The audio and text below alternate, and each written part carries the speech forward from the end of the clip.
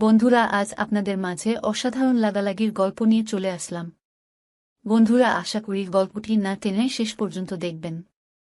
আমাদের ভিডিওটি ভালো লাগলে আমাদের চ্যানেলটি সাবস্ক্রাইব করুন এবং কমেন্ট করে জানিয়ে দিন আপনি কোন ধরনের গল্প সবচাইতে বেশি পছন্দ করেন। চলুন বন্ধুরা, গল্প শুরু করি। দরজা খুলে প্রিয়াঞ্জনা দেখে সুমনা ভাবি দাঁড়িয়ে। আকাশে তখন আকস্মিক একটা বজ্রপাত হয়। চমকে উঠে প্রিয়াঞ্জনা। শাহবাজ ভাইকে বাবা ডাকছেন।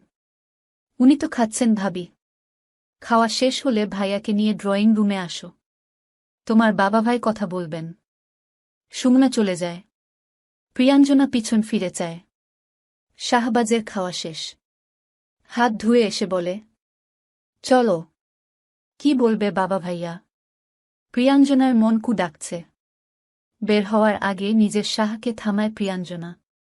শাহবাজের ডান হাত নিজের মাথায় রেখে বলে, আপনি কসম করুন শাহ, কখনো আমাকে ছেড়ে যাবেন না। চোখে চোখ রাখে শাহবাজ। দ্বিকণ্ঠে বলে, কখনো না প্রিয়াঞ্জনা। যত ঝড় তুফান আসুক না কেন, তোমার শাহ কখনো তোমাকে ছেড়ে যাবে না। তুমি কেবল বিশ্বাস রেখো আমার উপর। প্রিয়াঞ্জনা কিছু বলার আগেই সুমনা ভাবি আবার ডাক দিলেন। অর্ধাঙ্গী আর বলতে পারল না সে তার শাহকে অনেক অনেক ভরসা করে। ড্রয়িং রুমের সোফায় বসে আছেন প্রবীর। প্রীতমও পাশে বসা। জোহরা নিজের ঘরের দরজায় দাঁড়িয়ে আছেন। শাহবাজকে বসতে বলেন প্রবীর। শাহবাজ সোফায় বসে। প্রিয়াঞ্জনা দাঁড়িয়ে আছে ডাইনিং টেবিলের পাশটায়। প্রিয়া। জি বাবা। ঘরে যাও। কেন বাবা? আমিও শুনতে চাই আপনাদের কথা। বেয়াদব হইতাছ দিন দিন। বিয়ে করছ নিজের পছন্দে, সংসার করছ নিজের মতো, তাই বইলা কি আদব কায়দা সব ভুইলা গেছ? আমরা যেই আদব কায়দা শিখাই দিছিলাম তোমার স্বামী মনে হয় তা ধইরা রাখতে পারে নাই। বাবা, আপনি এভাবে কথা বলছেন কেন? নিজের স্বামীর ভালো মন্দ দেখার অধিকার কি আমার নাই? বৌমা, এই ফাজিলরে ঘরে নিয়ে যাও তো মা। আমার হাতে চড় খাইব মাইয়াটায়। শাহবাজ হতভম্ব হয়ে বসে আছে। সুমনা এগিয়ে আসে প্রিয়াঞ্জনার কাছে। ঘরে চলো প্রিয়া। না ভাবি, আমিও শুনতে চাই বাবা কি বলবেন শাহকে। প্রিয়া। প্রীতম ধমকে উঠে।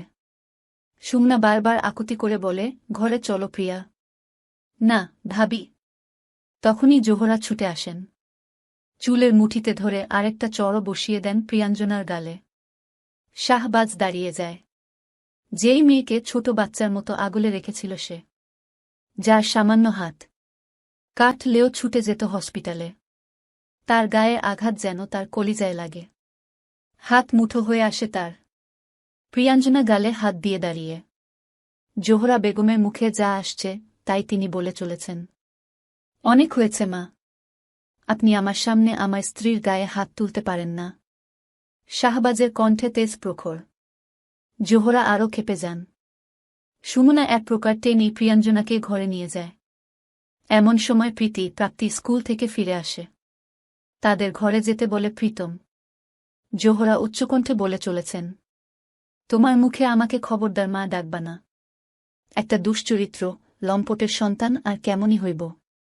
অন্যের স্ত্রী ভাগায় নিয়ে বিয়া করছে তোমার বাপ। আমাকে তুমি স্ত্রী দেখাতে আসছ? আমার মেয়েরে আমি তোমার ঘরে আর দিব না। প্রীতমকে ইশারা করেন প্রবীর। জোহরার হাই ব্লাড প্রেশার।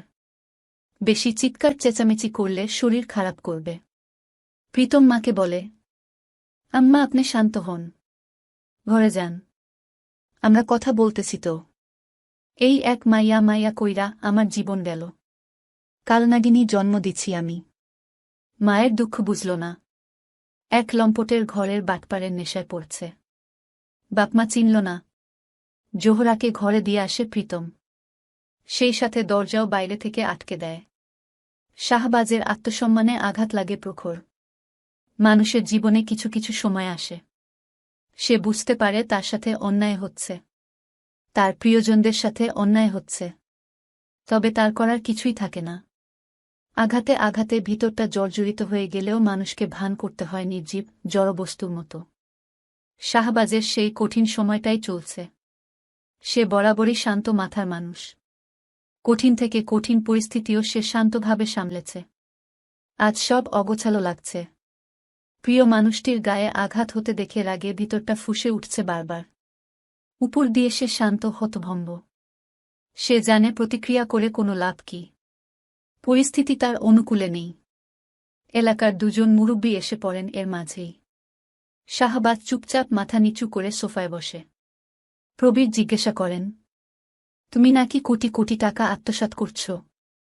শাহবাজ মাথা তুলে চায় শ্বশুরের পানে। এই শ্বশুরের বাইপাস সার্জারির সময় লাখেরও উপরে টাকা খরচ করেছে সে। শান্ত কণ্ঠে উত্তর করে শাহবাজ, যদি কোটি কোটি টাকা আত্মসাৎই করতাম তাহলে কি আমার বউয়ের গহনা, ঢাকার ফ্ল্যাট সব জমিজমা বিক্রি করে মানুষের টাকা পরিশোধ করতাম? প্রীতম বলে, এতশত বুঝি না। আপনার বাবুর হাতের 2 দোকান, ফ্যাক্টরি সব নাকি ব্যাংকে জমা দিয়ে কোটি কোটি টাকা লোন নিচ্ছেন। আবার শুনলাম মানুষের কাছ থেকেও কোটি কোটি টাকা ধার নিয়ে শেয়ার বাজারে দিচ্ছেন। এখন লস খাওয়ায় আপনার চাচারা ভারত ভাগছে, আপনিও নাকি ভাগবেন? তুমি কিছুটা ভুল শুনছ।